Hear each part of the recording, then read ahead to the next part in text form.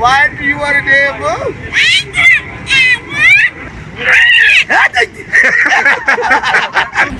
दिल जख्मी अखिन में पाड़ी हमारी दर्द भरी कहानी असा दिलवारल जी नसीब जवारल जी रोए जो तो गायन में हे सजनल जन हे साथ छजो हां बनो हिम्मत ना आ रही मरी पर हिम्मत ना आ रही मन मरी वेंदे के आडो हथ कोन टंगींदे ना वटस न शोहरत आहे न पैसो हिन को वॾो कारनामो बि न कयो आहे हा बाक़ी मायूसियुनि जे वर चढ़ियल माण्हुनि जल्द हार मञी वठंदड़ नौजवाननि लाइ मिसाल ऐं उत्साहींदड़ किरदारु ज़रूरु आहे उनखां बि वधीक संदसि ख़ुददारी मुतासिर कंदड़ आहे नंढपण में रांदि खेॾंदे संदसि साॼी ॿांह ज़ाय थी वई हू हिकु ॿांह खां माज़ूर हूंदे बि कंहिंजी मोहताजी खणण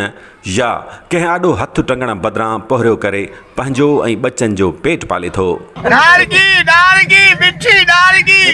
लाइट लॻो 11000 करंट हा कॾहिं नंढड़ो केतिरो माना इहा उमिरि घणी थी 5-6 साल 11000 ते चढ़ी वियुसि मथे छो? कपिड़े धोइण जी तार आहे राति खेॾियो मां हल पोइ हुन मूंखे वठी काबू करे रखी छॾियो पोइ कीअं ज़िंदगी कोठारा माइट मुंहिंजा आया हुते त मां टंगियो पियोसि मथे पोइ पढ़े कोन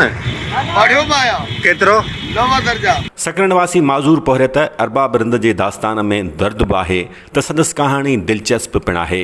वटसि महिनत करण जी लगन बि आहे त पंहिंजी तोड़े ॿियनि जी दिलि विंदराइण जो फ़न पिणु हू कंहिं महिल पखियुनि तोड़े ॿियनि जानवरनि जा आवाज़ कढी सभिनी खे हैरत में विझी छॾींदो आहे त कंहिं वक़्तु ग़ुलाम हुसैन उमराणी जी पैरोडी करे सभिनी जी दिलि विंदराईंदो आहे What your name? जो माय एम अरबाब इहो सिंधी कुकड़ हा हाणे फारमी ॿुधिया पंजाबी लाल कुकड़ माना मेल ई न मिले बाती मिली ने बाती हा। यानी के तो वो जो हरामी ये ना लगा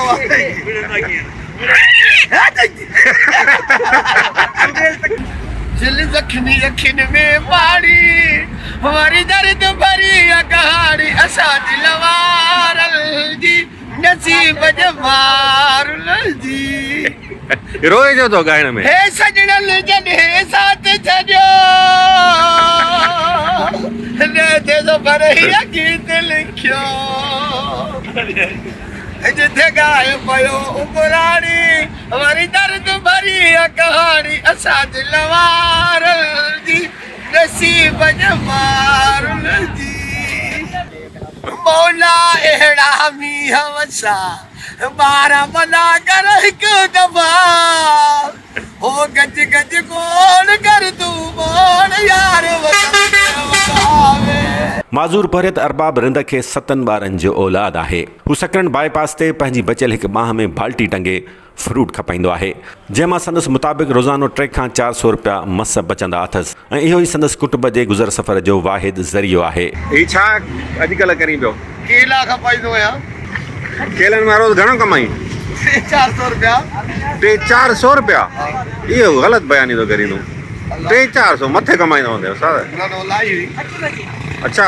चवे थो हिकु बहान आहे त छा थियो हिमत अथमि पंहिंजी माज़ूरीअ खे महरूमी बणाए कंहिं आॾो हथु न टंगींदुसि भले मरी छो न वञा वाह वाह हां बनो हिम्मत ना आ रही मरी पर हिम्मत ना आ रही मन मरी वेंदे के आॾो हथु कोन टंगींदे ना पक अथई पक्का सोचे वटि सोचियो बेठो आहियां मामे जे शेर ते मामे सां गॾु बीठल आहियां हिते हूं पोइ यार ही त वॾी हिमत जो कमु थो वटि ॿांह त हिकिड़ी आहे बस मां हिकिड़ी आई मामे सां गॾु बीठो आहियां हुते मामो कहिड़ो अथई खादम चाढ़ियो ही हा